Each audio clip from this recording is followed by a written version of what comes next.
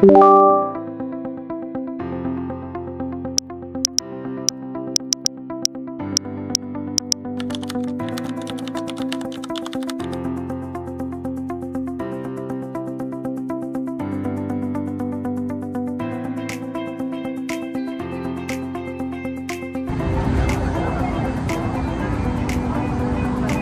mensahe lang, isang click lang, at isang iglap, maaari mong mawala ang iyong pera, impormasyon, at pati na rin ang iyong pagkakakilanlan. Sa digital na panahon ngayon, hindi lang dapat katawan ng ating protektahan, kundi pati na rin ang ating digital na buhay.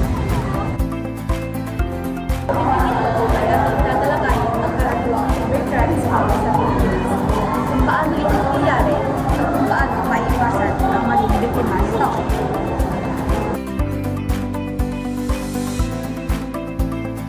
Ang cybercrime ay tumutukoy sa mga pamamagitan ng network gamit ang internet at digital devices.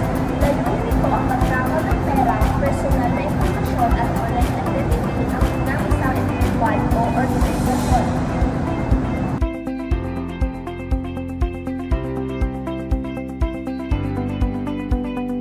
Isa sa pinaka-remote scam ay yung phishing. Ito ay mga text, email, o chat na tumanggap bilang bangko o tiwanan. Karaniwan nila sinasabi na lock ang account mo upang takutin kang mag-click ng isang link.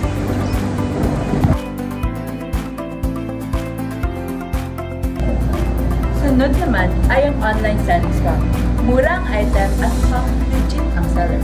Pero pagkatapos mo magbayad, bigla na lang sila mawawala at hindi mo makaramdam.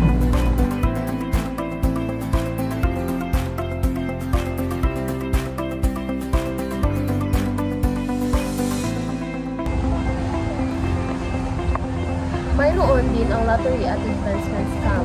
Nangaakit ito gamit ang pangakong mabilis na kita o panalo. Ngunit sa halip na yumaman, ang biktima ay nauwi sa pagkalugi. Upang iwasan ang mga lottery scams, tandaan natin ang ilang mahalagang paalala. Una, huwag basta-basta mag-click ng link. Pangalawa, huwag ibahagi ang OTP at password. Pangatlo, siguraduhin legit ang kausap. At pang-apat, gumamit ng strong password at two-factor authentication.